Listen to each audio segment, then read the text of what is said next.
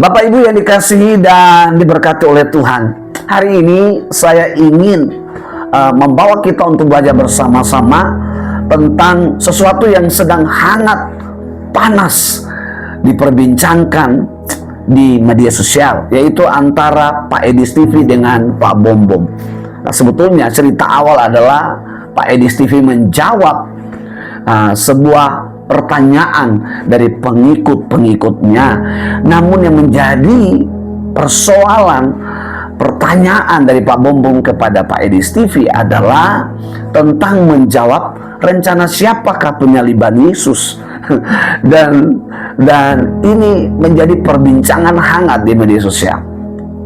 Saya tidak berpihak kepada Pak Edis, saya tidak berpihak kepada Pak Bom Bom, saya tidak membenarkan kedua-duanya. Saya berpihak kepada kebenaran, saya berpihak kepada Alkitab, saya berpihak kepada ajaran Kristus. Kedua saudara kita yang kita kasihi, mereka adalah orang-orang yang dipakai Tuhan dengan luar biasa. Mereka dipakai Tuhan dengan urapan, dan banyak sekali orang-orang yang mengikut mereka berdua di room channel mereka mendapatkan berkat, dan tidak sedikit di antara mereka yang akhirnya memutuskan diri untuk menjadi pengikut Yesus. Nah, Bapak Ibu yang dikasihi dan diberkati oleh Tuhan, kita berdoa supaya kedua saudara ini bisa menyelesaikan persoalan ini, bisa bertemu, bisa saling komunikasi dan saling mengkoreksi kira-kira ada kekeliruan, ada kesalahan apa, sehingga saudara kita berdua ini bisa terus melanjutkan panggilan mereka, menjangkau jiwa-jiwa lewat channel yang mereka punya. Tetapi sebelumnya, Bapak Ibu, saya akan melanjutkan penjelasan saya. Mari kita dengarkan penjelasan daripada kedua saudara kita ini. Siang saya live kemarin itu saya bilang masalah penyaliban. Karena ada orang Kristen yang berpikir bahwa penyaliban itu adalah rencana Bapa di surga. Jadi yang menyalibkan Yesus itu Bapa di surga. Makanya saya bilang kemarin, berarti orang tersebut tidak waras lagi. Mana Pak Bom? Saya minta Pak Edis bisa klarifikasi. Menurut Pak Edis, klarifikasi Yesus penyaliban ini ada rencana iblis atau rencana Allah Bapa? Rencana iblis. Bisa tunjukkan data-data Alkitabnya, silakan. Oh boleh. Coba Pak Bom buka dulu Yohanes pasal yang ke-8. Baik. Iya, karena Pak Bom bilang mau belajar, makanya saya ajari begitu supaya ya, ajarin saja, nggak apa-apa. supaya tidak semakin banyak orang-orang Kristen yang mengatakan bahwa penyaliban itu rencana Bapa di surga. Penyaliban itu memang rencana daripada iblis. Tapi sekalipun demikian, justru lewat penyaliban itu rahmat Tuhan dinyatakan. Coba silakan. Yohanes 8 ayat berapa? Yohanes pasal yang ke-8. Sudah ketemu? Ayat berapa? Ayat. Kita mulai dari ayat yang ke-43. Sabar, Wira tolong buka ya. Ayat berapa? 43. Kita mulai dari 42 sampai 44.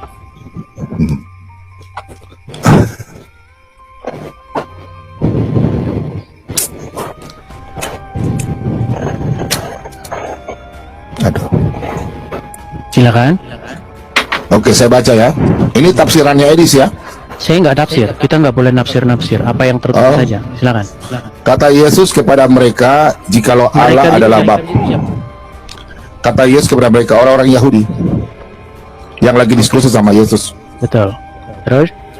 Kata Yesus kepada mereka, jikalau Allah adalah Bapamu, kamu akan mengasihi aku, sebab aku keluar dan datang dari Allah. Dan aku datang bukan atas kehendakku sendiri, melainkan Dialah yang mengurus aku. Apakah sebabnya kamu tidak mengerti bahasaku? Sebab kamu tidak datang menangkap firmanku. Iblislah yang menjadi bapamu, dan kamu ingin melakukan keinginan-keinginan bapamu.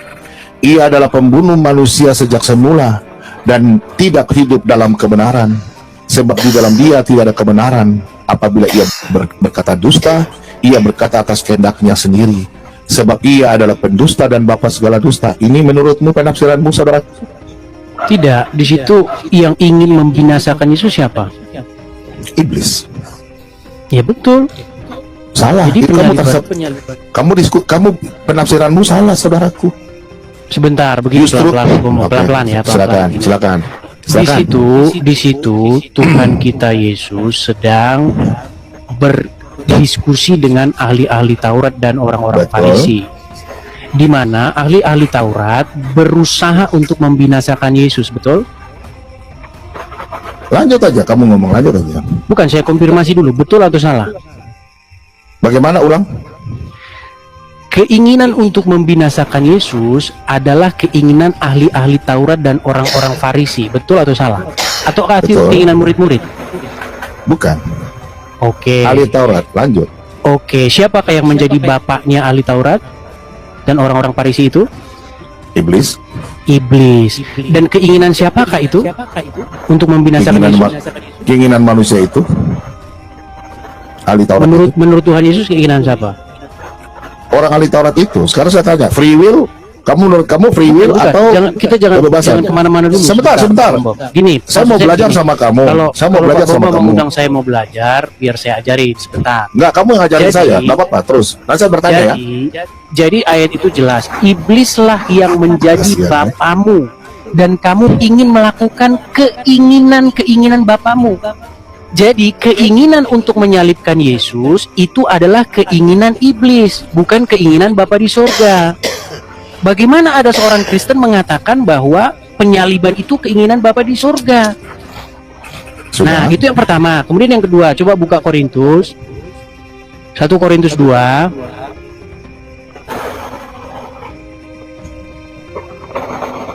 Sembilan. Bukan. Sudah? Ayat yang Ayat ke-8.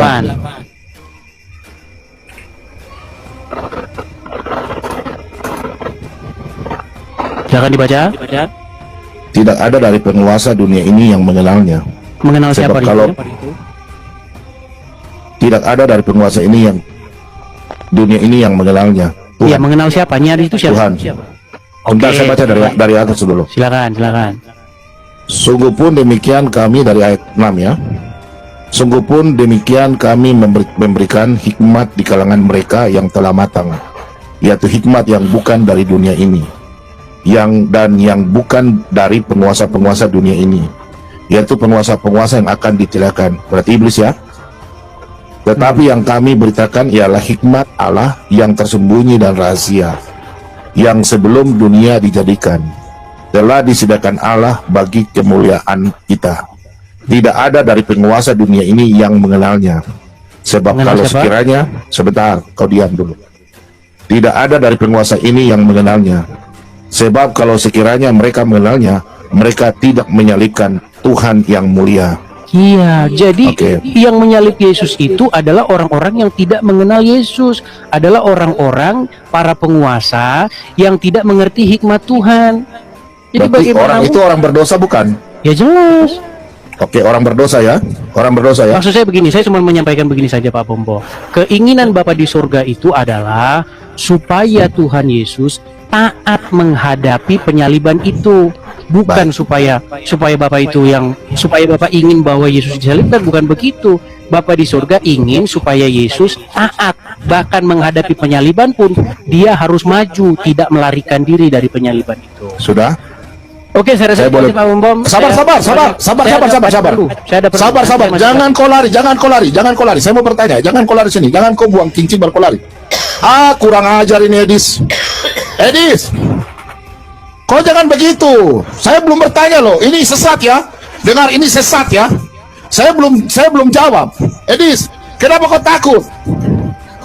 Kelihatan kan? Ini iblis. Kalian Bapak Ibu yang dikasihi dan diberkati oleh Tuhan, setelah kita mendengar, dan itulah penjelasan daripada kedua saudara kita ini, dan itulah yang menjadi titik masalah yang hari ini diperbincangkan, diperdebatkan oleh berbagai channel Kristen maupun channel-channel yang lain. Nah, hari ini kita mau belajar apa kata Alkitab tentang penyaliban Yesus. Rencana siapakah penyaliban Tuhan Yesus itu? Nah, tentu penyaliban Yesus Kristus berlatar belakang karena kejatuhan manusia di dalam dosa.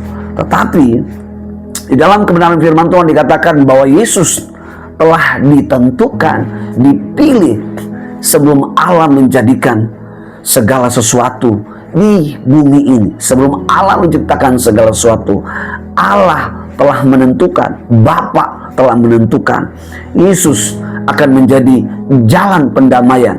Yesus yang akan menjadi solusi, menjadi jalan keluar untuk menjadi penyelamat, menjadi juru selamat.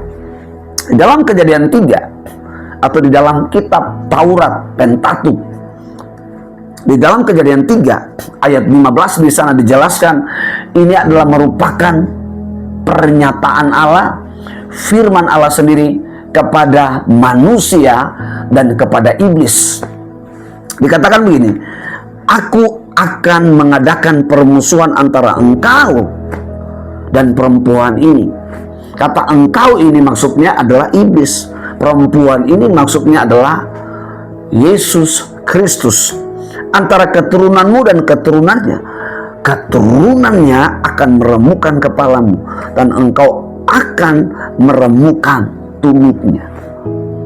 Allah sudah menyampaikan bahwa Ia akan mengalahkan rancangan iblis, yaitu melalui Tuhan Yesus Kristus. Apa sebetulnya rancangan iblis? Rancangan iblis adalah supaya manusia mengalami yang namanya kematian kekal, bukan sekedar kematian fisik. Itu sebabnya peran iblis pada waktu itu hadir adalah membawa manusia supaya jatuh, supaya melawan ketetapan Tuhan, melawan kehendak Tuhan, supaya iblis, supaya manusia dapat hidup menurut rancangan iblis. Ya, iblis mau adalah supaya manusia mati. Itu sebabnya iblis menyampaikan sebuah kebenaran palsu kepada Adam dan Hawa adalah, kalau kamu makan buah ini, kamu akan tahu yang baik dan yang jahat, dan kamu tidak akan mati. Wow, kamu seperti Allah. Ini sebuah kebenaran yang palsu disampaikan.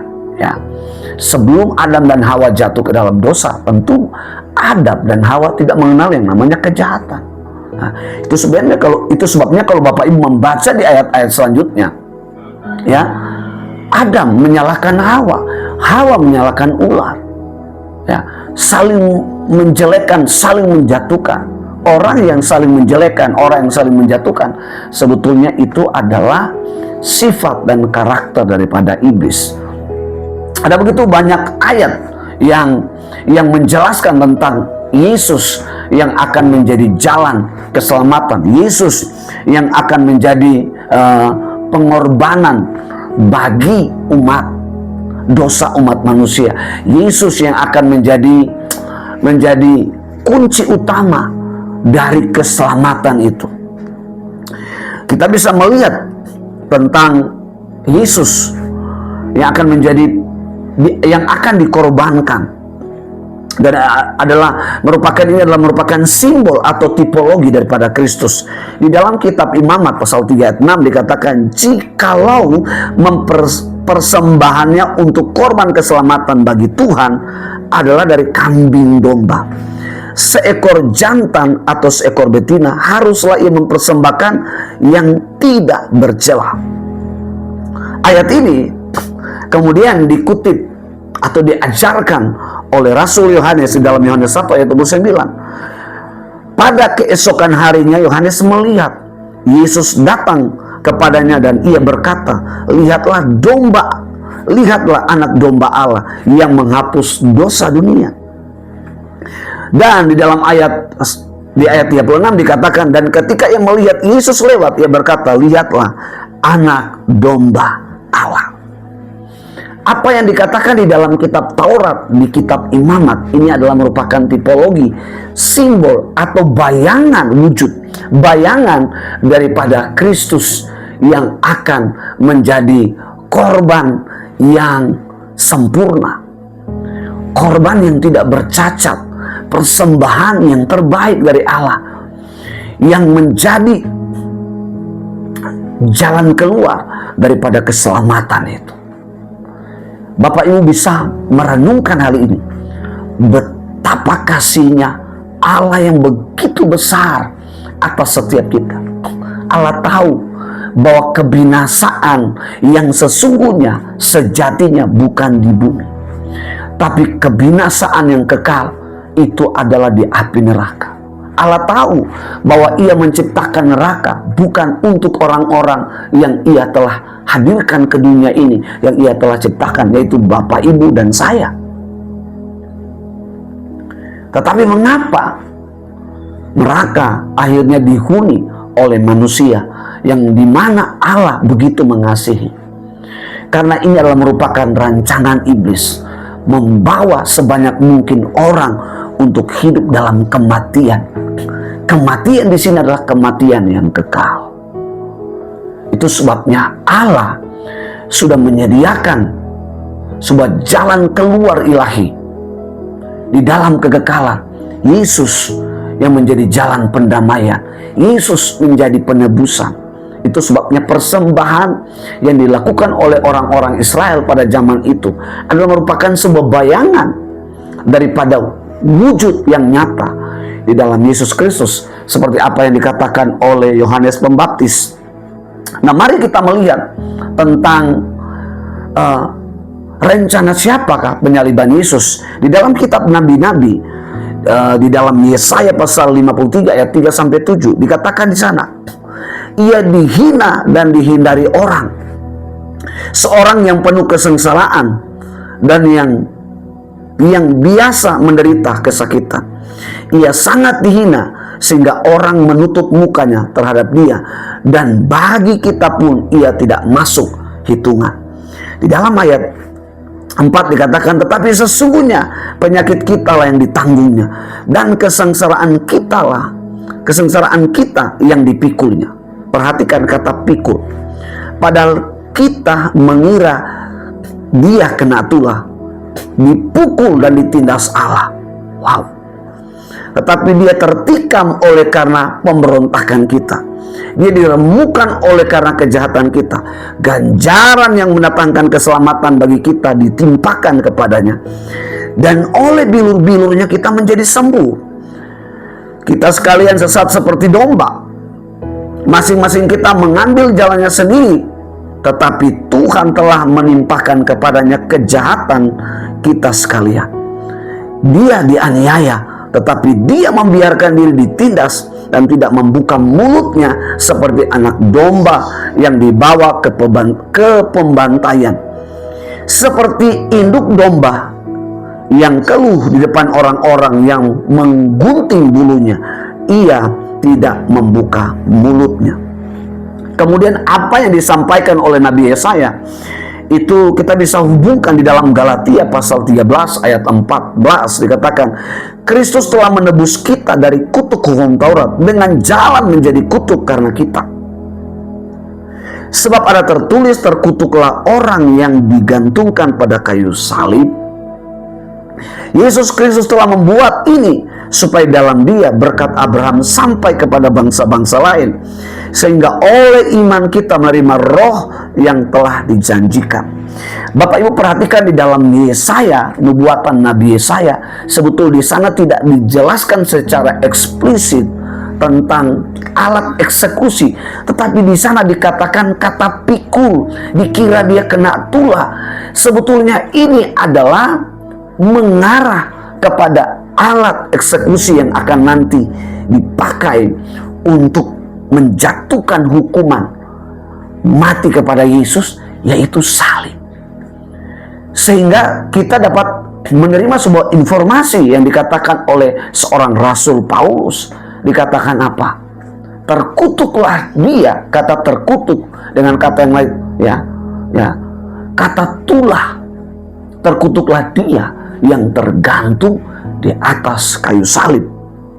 Nah, kita juga bisa melihat Di dalam ajaran Tuhan Yesus kepada murid-murid, khususnya di Injil Sinoptis, Yesus berkali-kali memberitakan tentang salib, tentang kematiannya.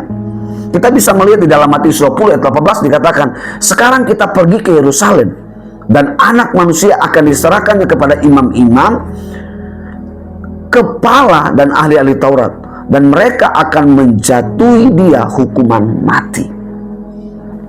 Kemudian di Matius 26 ayat 2 dikatakan, kamu tahu, ini Yesus sendiri ngomong, kamu tahu bahwa 2 hari lagi akan dirayakan Paskah, maka anak manusia akan diserahkan untuk disalibkan. Ayat Markus 9 ayat 31 dikatakan, sebab ia sedang mengajar murid-muridnya, ia berkata kepada mereka, anak manusia akan diserahkan ke dalam tangan manusia, dan mereka akan membunuh dia, dan 3 hari sesudah ia dibunuh, ia akan bangkit.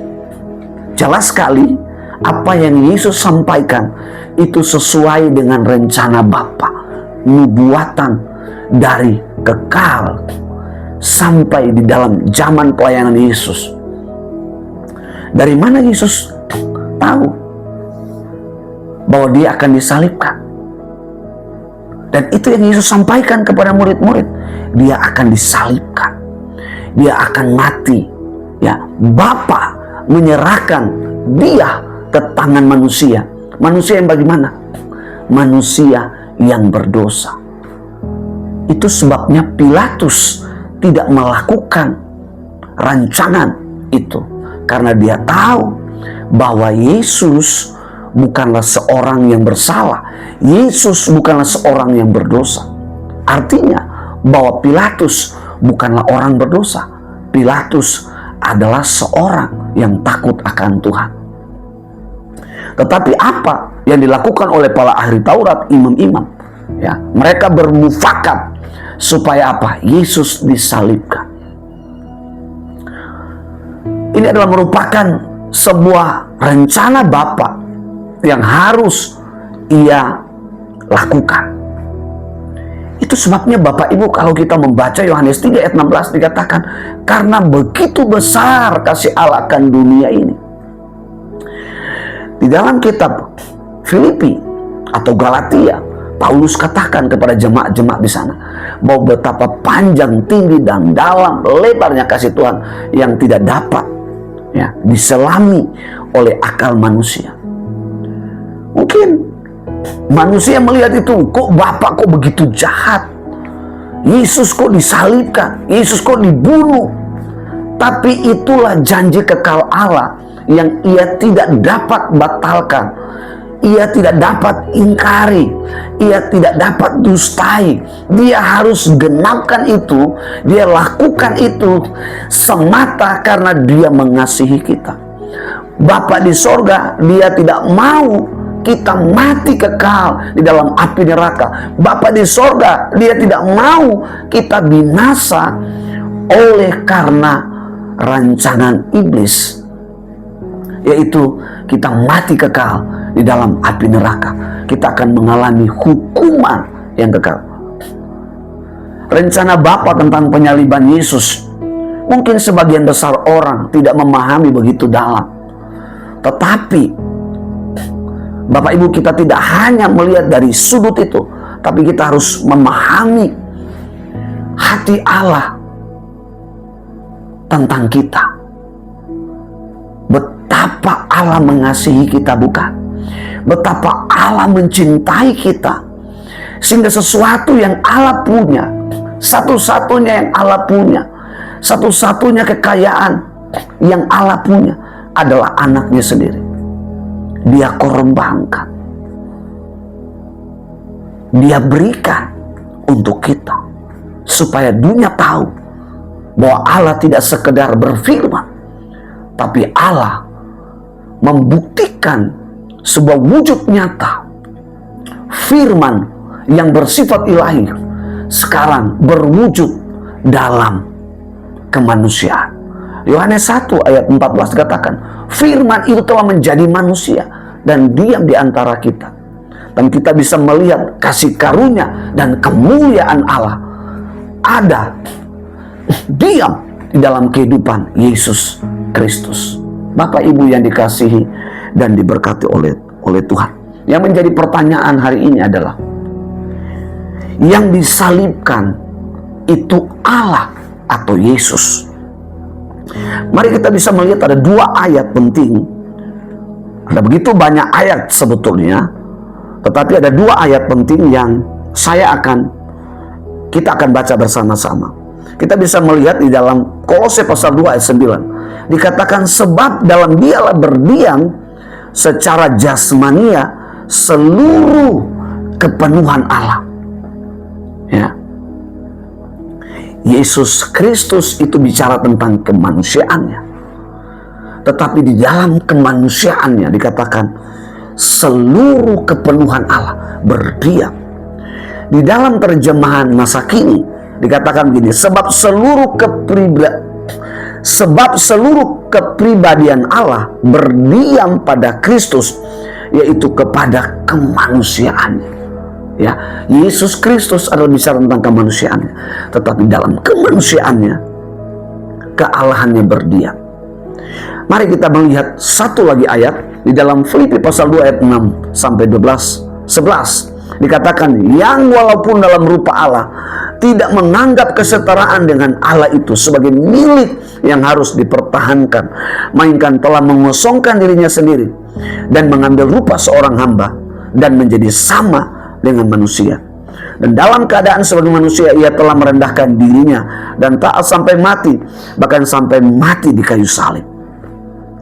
Itulah sebabnya Allah sangat meninggikan dia dan mengaruniakan kepadanya nama di atas segala nama, supaya dalam nama Yesus bertekuk lutut segala yang ada di langit, yang ada di atas bumi, dan yang ada di bawah bumi, dan segala lidah mengaku Yesus Kristus adalah Tuhan, bagi kemuliaan Allah Bapa. Disinilah semua rancangan iblis.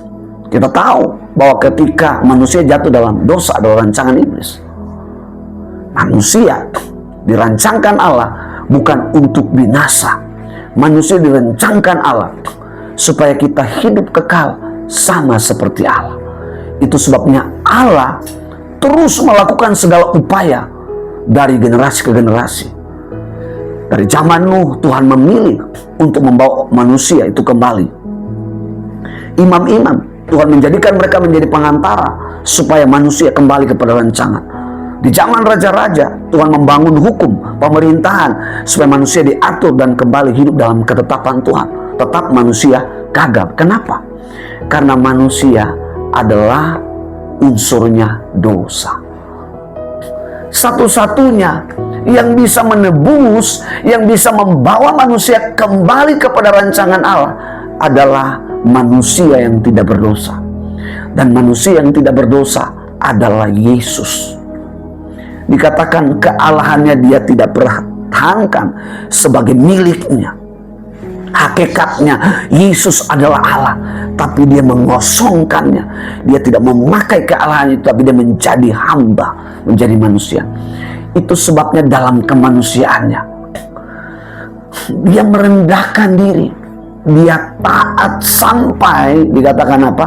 Sampai mati di atas kayu salib. Supaya apa? Supaya Bapa mengaruniakan kepada dia nama di atas segala nama. Ada begitu nama-nama di dunia ini yang begitu indah, yang begitu panjang, berbeda dengan nama Yesus. Nama yang diberikan Bapa untuk mewujudkan sebuah misi ilahi di dalam kemanusiaannya. Di sanalah Allah membuktikan, di sanalah iblis diprank. Iblis kena prank dari Allah. Dikatakan apa? Allah meninggikan dia, memberikan dia nama di atas segala nama, sehingga segala lutut akan bertekuk lutut. Semua lidah mengaku siapa? Di sana Allah justru mengatakan Yesus Kristus adalah Tuhan bagi kemuliaan Bapa. Dia membuktikan kuasanya di sana, bahwa kematian Yesus bukan sebuah kekalahan, bukan sebuah pertarungan terakhir, bukan tamat, tetapi kematian Kristus suatu pembuktian kepada semua orang di dalam dunia ini bahwa dia tidak mati, tapi dia hidup. Kematiannya hanyalah untuk membawa manusia kembali kepada rancangan Allah. Di dalam Kristus dikatakan semua lutut akan bertekuk lutut dan segala lidah mengaku bahwa dialah Tuhan, bahwa dialah penguasa, bahwa dialah Allah. Tidak ada yang seperti Yesus Kristus. Tidak ada yang memiliki kuasa kedaulatan seperti Yesus. Siapa di dunia ini yang pernah masuk di dalam alam maut 3 hari 3 malam dan membuktikan ia akan bangkit? Hanya Yesus. Dan Yesus satu-satunya yang bangkit di antara orang mati. Kenapa? Karena dia adalah Allah. Bagi kita orang percaya hari ini, salib bagi kita apa artinya? Ya, bagi kita hari ini Yesus sudah lakukan di atas kayu salib. Setelah Yesus bangkit dari antara orang mati, Yesus selalu bicara tentang kerajaan Allah, kerajaan Allah. Artinya apa? Bapak, Ibu, dan saya hari ini telah percaya kepada Yesus. Kita memang secara kependudukan kita adalah warga Indonesia, warga negara Indonesia. Tetapi status kita sebagai orang percaya dalam Kristus, kita adalah warga kerajaan Allah. Kita hidup bukan saja dalam sistem pemerintahan dunia sebagai warga negara Indonesia, tetapi dalam iman kita hidup oleh sistem pemerintahan Allah. Dengan tujuan sistem ini, kita tidak lagi jatuh ke dalam rancangan iblis, yaitu hidup dalam dosa. Karena Roma 3 ayat 23 dikatakan, karena semua orang telah berbuat dosa dan telah kehilangan kemuliaan Allah. Roma 6 ayat 23 dikatakan, ayat B-nya adalah, ayat A-nya, upah dosa ialah maut. Ya. Ketika manusia jatuh dalam dosa, iblis tepuk tangan. Karena kemuliaan Allah, rancangan Allah, pola kerajaan Allah itu tidak ada lagi dalam hidup manusia. Manusia memilih keluar karena itu adalah sebuah rancangan iblis supaya manusia mengalami yang namanya kematian. Tapi dikatakan di dalam ayat 26, ayat 23b, tetapi kasih karunia Allah ialah hidup yang kekal. Siapa itu kasih karunia Allah?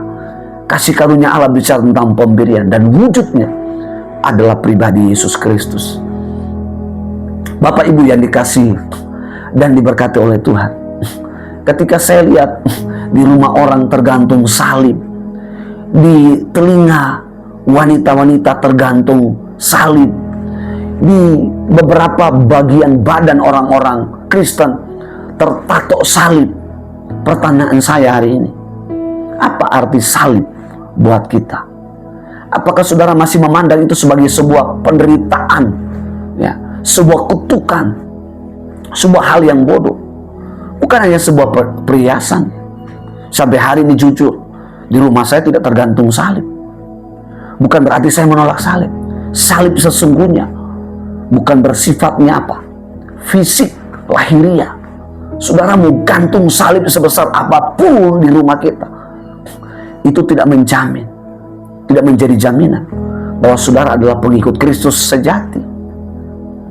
Salib sesungguhnya harus berpindah di dalam hati kita, di dalam lubuk hati kita, yang menjadi cinta kita kepada Kristus setiap saat, setiap hari begitu dalam.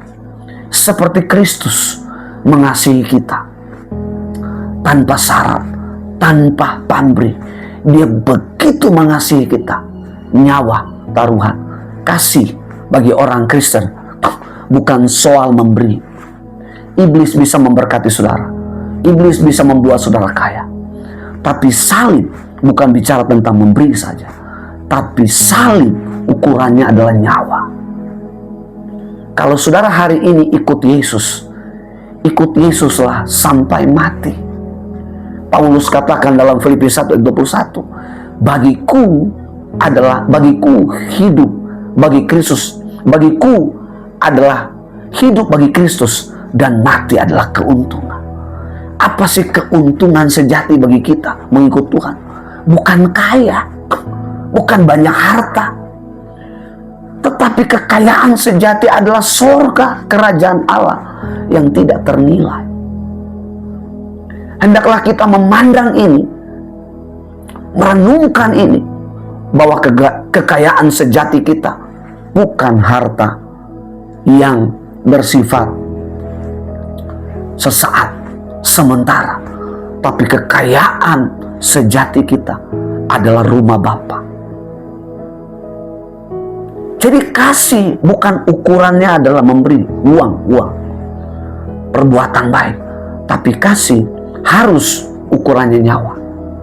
Kalau kita hari ini dipersatukan dalam pernikahan, hendaklah kita harus berlabuh pada satu tujuan, maut memisahkan kita. Kalau hari ini kita dipanggil melayani, meskipun ada begitu banyak tantangan, ada begitu banyak badai, ada begitu banyak proses yang kita lewati, setialah melayani Tuhan sampai mati. Upah yang nanti kita akan terima bukan dari dunia ini, tapi dari Bapa di sorga. Matius 6 ayat 12. Kita akan mengalami penganiayaan, kita akan dicela, kita akan difitnah, tapi kita akan menerima upah yang besar dari Bapa kita di sorga. Bapak Ibu yang dikasihi dan diberkati oleh Tuhan, ada satu ayat firman Tuhan, dan ini akan menjadi penutup dari renungan dari apa yang saya sampaikan hari ini kepada kita. Di dalam 1 Korintus 1 ayat 18, kemudian disambung di ayat 24-25, dikatakan begini, sebab pemberitaan tentang salib memang adalah kebodohan bagi mereka yang akan binasa, tetapi bagi kita orang percaya, warga kerajaan sorga yang telah percaya, bagi kita yang diselamatkan, pemberitaan itu adalah kekuatan Allah. Tetapi untuk mereka yang dipanggil, baik orang Yahudi maupun orang bukan Yahudi, Kristus adalah kekuatan Allah dan hikmat Allah. Sebab yang bodoh dari Allah lebih besar hikmatnya daripada manusia, dan yang lemah dari Allah lebih kuat daripada manusia. Di dalam terjemahan yang lain dikatakan begini, saya tahu benar bahwa ketika orang-orang yang sedang menuju kepada kebinasaan, mendengar bahwa Yesus mati untuk menyelamatkan mereka, mereka menganggap berita itu omong kosong. Tetapi kita yang sudah diselamatkan mengakui bahwa berita itu adalah kuasa Allah. Jadi ketika kita memberitakan bahwa Kristus mati untuk menyelamatkan mereka, orang Yahudi merasa tersinggung dan orang bukan Yahudi menganggap berita itu omong kosong. Sekali lagi dikatakan, tetapi Allah telah membuka mata orang-orang yang dipanggil kepada keselamatan, baik orang-orang Yahudi maupun bukan, supaya mereka mengerti bahwa Kristus adalah kuasa Allah untuk menyelamatkan mereka. Kristus sendiri adalah inti dari rencana Allah yang bijaksana untuk keselamatan mereka. Sampai di sini, salib bagi kita bukanlah suatu kutukan. Betul, salib yang dipakai oleh tentara Romawi adalah sebuah alat eksekusi yang sangat mengerikan. Ketika salib itu dikenakan kepada Yesus, orang menganggap itu adalah sebuah kutukan, sesuatu yang siap. Tetapi ketika salib itu dikenakan kepada Yesus, maka apa yang dianggap orang suatu kutukan, kebodohan, diubah Kristus oleh kuasa Allah menjadi sebuah kemenangan, menjadi sebuah kekuatan, menjadi sebuah hikmat Allah yang mengubah dunia ini.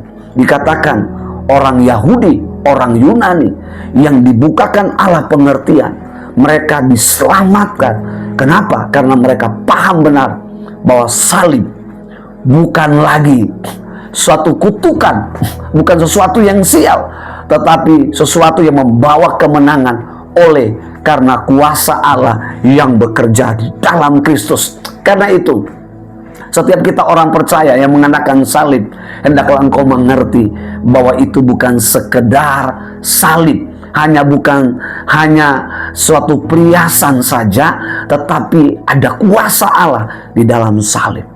Salib sejatinya harus ada di hati kita.